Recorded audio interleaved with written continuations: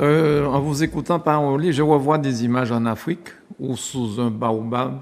Je vois, il y a beaucoup de personnes qui sont là et il y a des gens d'un certain âge qui transmettent. C'est ça. Et voilà, c'est comme ça que ça se faisait, Ça en se fait, la faisait. transmission. Très bien, c'est ce que nous on appelle le mbongi.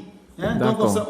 on se réunissait autour d'un arbre, il y avait le feu, et nos parents, nos grands-parents nous racontaient des contes, et derrière les contes, il y avait une sagesse qui se dégageait. Mais pourtant, rien n'était écrit. C'est ça. Et donc, c'est la même chose aussi, vous avez vraiment compris. Bon, mais il y a des gens qui ne vont pas comprendre, malheureusement. Alors, quelle relation l'écriture entretient-elle avec la tradition Père-Ménas? Alors là, je voudrais noter qu'on va noter trois choses que j'ai préparées. Pour Oui. cela, il y a trois choses qu'on va noter. C'est que, la Bible est née de la tradition. Je l'ai dit tout à l'heure quand j'ai dit que la tradition est antérieure à la Bible.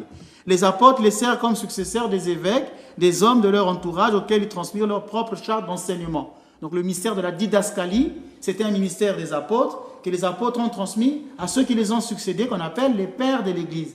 Ce sont les pères de l'Église qui ont mis cette théologie des apôtres par écriture. Ils ont écrit des livres dont je venais de parler tout à l'heure de Saint Irénée, qui était un père de l'Église. Je pouvais parler de Saint Ignace d'Antioche, qui était un père de l'Église, Saint Jean Chrysostome, Saint Grégoire, Saint Spiridon. Ça, ce sont les grands-pères qui ont reçu ça des apôtres et ils ont transmis ça. Et c'est même eux qui sont à l'origine de l'écriture du Nouveau